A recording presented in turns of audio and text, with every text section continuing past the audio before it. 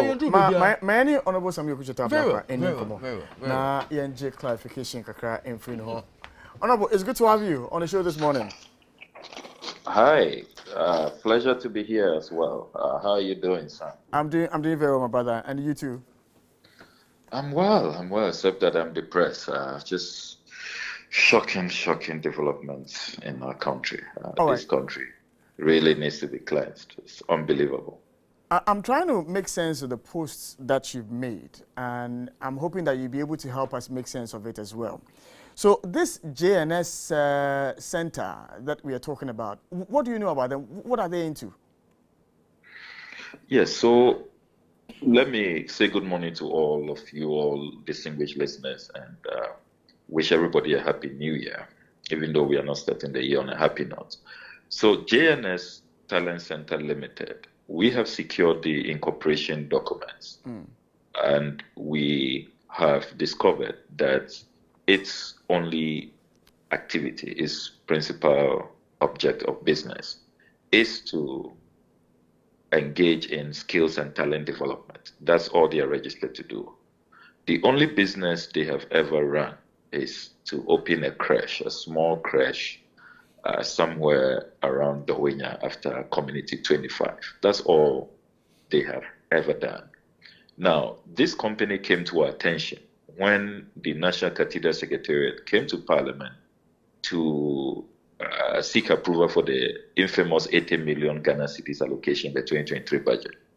We then said that, look, before you come for more money, you must first account for how you spent all the unconstitutional withdrawals of about 339 million. We want to know exactly what you did with that money. So they went and went to prepare their accounts, provided a detailed breakdown, and returned to us. In the breakdown, we discovered this company, JNS, which had been paid 2.6 million Ghana cedis for what the Secretariat called contractors mobilization. So please take note of that, contractors mobilization. And it was in the same category as what the contractors, Ribadi Company Limited. You know, Ribadi Company Limited, we all of us know that they are the sole contractors. It's a JV, 3 Italian companies coming together. That is Rizzani di Eka, Babi Soti, and Di Simone. They came together to form Ribadi. So we know that they are the only contractors. It's the first time we were seeing JNS. So we dug further and we realized that JNS has 3 directors, Johannes Eshen and Sheila Eshen, who are a couple, a reverend minister and his wife. Then there's a 3rd director, Kwabna Edujemfi, who we didn't know until now. So we discovered last week that Reverend Johannes Eshen is the branch pastor of Reverend Kusi Boateng. Reverend Kusi Boateng is founder of the Power Chapel Worldwide. I remember that Reverend Kusi Boateng serves on the cathedral board. He is an executive council member, he's director of the board. So we saw conflict of interest there, potential conflict, and we got more curious. So we decided to do some more digging to find out who is this mysterious Kwabna Edujemfi. How come nobody knows him? He's not saying anything. You don't find him, you don't find his picture anywhere. So we decided to do some more digging. And lo and behold, we have now discovered, we have confirmed beyond any scintilla of doubt. It is an irresistible conclusion. It is unimpeachable. It's incontrovertible. You cannot undermine this revelation. Apparently, Kwabna Edujemfi is the same as Reverend Victor Kusi Boateng. Will you believe that? Same person. How he has managed to get away with this for so many years remains a mystery. All right. Now, per my journalistic standards, and I don't expect same of you though, but I would have thought that in finding out these, you would have made some overtures at the Asians and then at Mr. Edujemfi to find out from them how it's possible that these things happen and how they are related to it. Did you make that effort to contact them? Yes, I did. You know, I'm a very fair, very, very fair person by nature. I reached out to the Eshans. Interestingly, Sheila Eshan picked up, wife of Johannes Eshan. I asked her about this National Cathedral transaction, this payment. And she told me that, you know what, my husband is out of the jurisdiction. He's the MD. He has the details. So when he returns in 2 weeks' time, this was last week, about what, Tuesday, Wednesday, she said in 2 weeks' time. Will you believe that when I sent a team undercover to their church service on Sunday, this Reverend minister is not out of the country. Reverend Johannes Eshen preached yesterday. I have photos of him preaching. I have the videos. They even were courageous to do a Facebook live streaming and all of that. So clearly these were people who were not being truthful, and they didn't want to help us with information. Neither did they want to help themselves.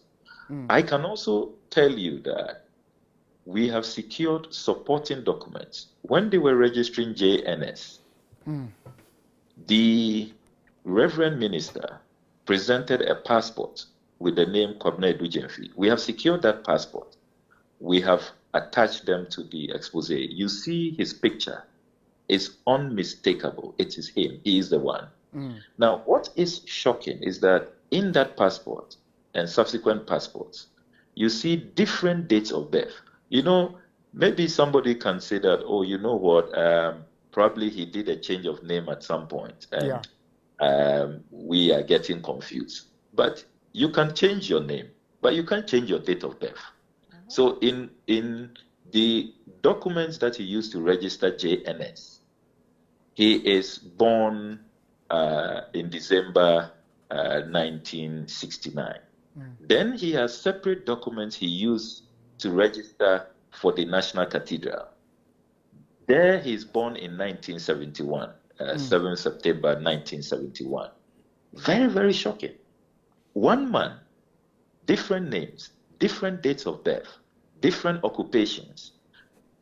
And then, even more shocking, the Ghana Revenue Authority has said clearly that it is not possible for anybody to have two different TINs, that is the taxpayer identification number.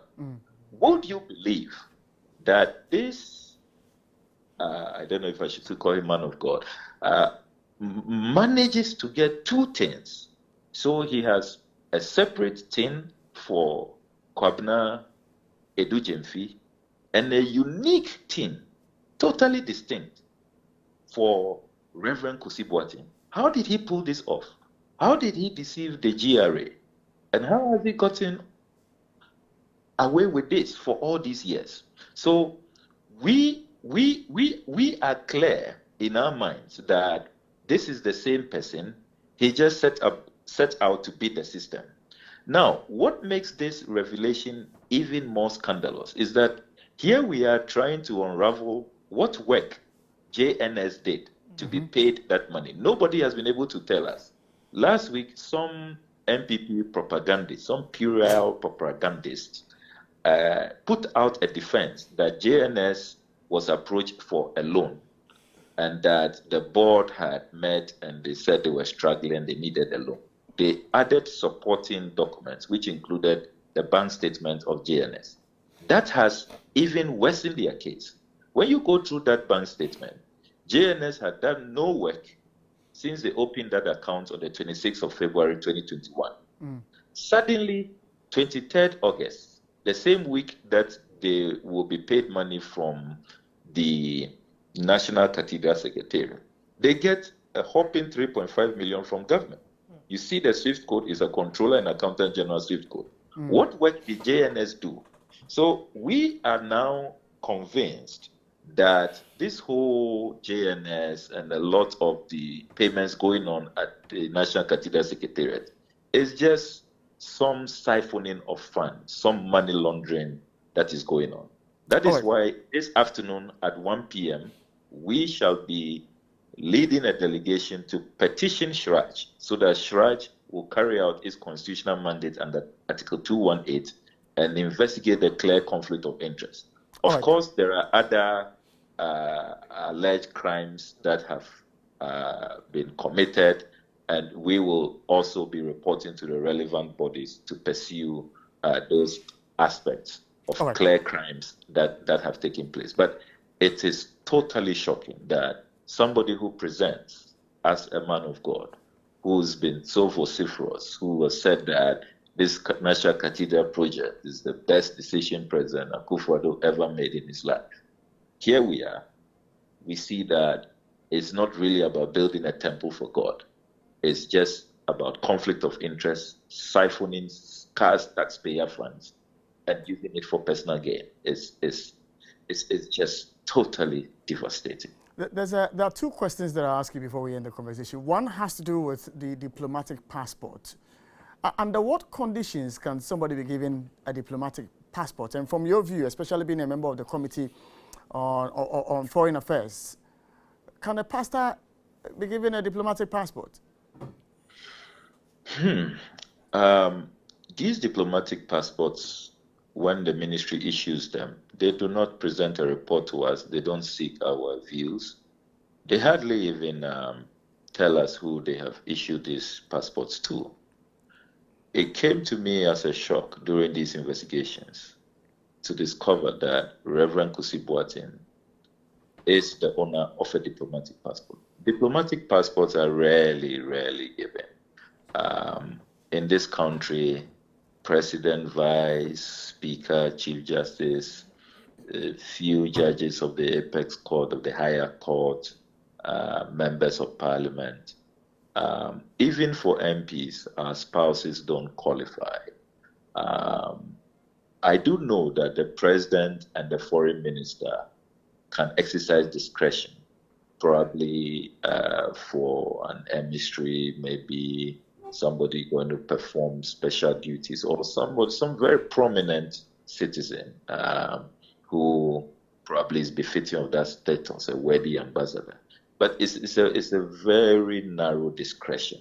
So it comes to me as a shock that Victor Kusi Boateng managed to obtain a diplomatic passport. That's why I've said that when the House resumes, we will summon the foreign minister to answer an urgent question on how Reverend Victor Kusi Boateng qualified to get a diplomatic passport. What was the criteria?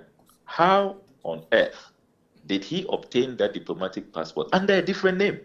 Not the name he's using, not the name he's known with at the National Cathedral. His diplomatic passport has the name Kwabna Edu Jemfi. All right. Most shocking. How did that happen? Final one. Is there some complicity? Final one has to do with the point of sending a petition to Shuaj. I remember, I believe in 2017 or so, when you petitioned Shuaj to investigate the case of Franklin Templeton, and then later on a case of a similar issue of conflict of interest for the finance minister, Kenneth Oyata.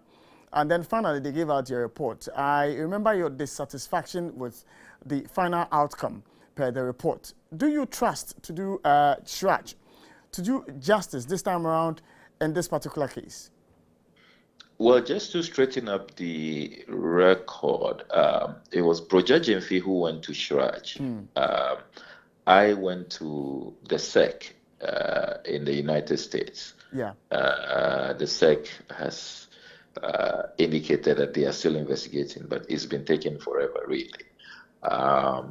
So I did not go to Shuaj in Ghana. I, on behalf of the minority at the time, presented a petition to the U.S. SEC. Yeah. But having said that,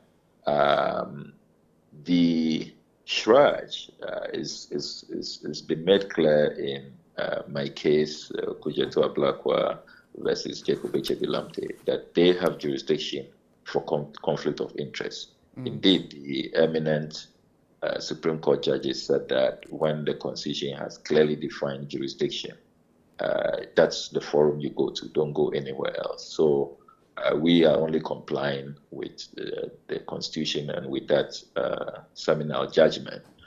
We hope that Shuaj will carry out its mandate professionally. They will look at the national interest. and they'll look at the state of this economy, see how we are on our knees, reeling. We can pay pensions, we can pay people's investments. This country is now broke, it's now bankrupt, and yet people can siphon and divert scarce resources under dubious identities. I will hope that all of these things will weigh heavily on the minds of the Shraj commissioners, and they will do us right, do the Ghanaian people right, and seek justice in this matter.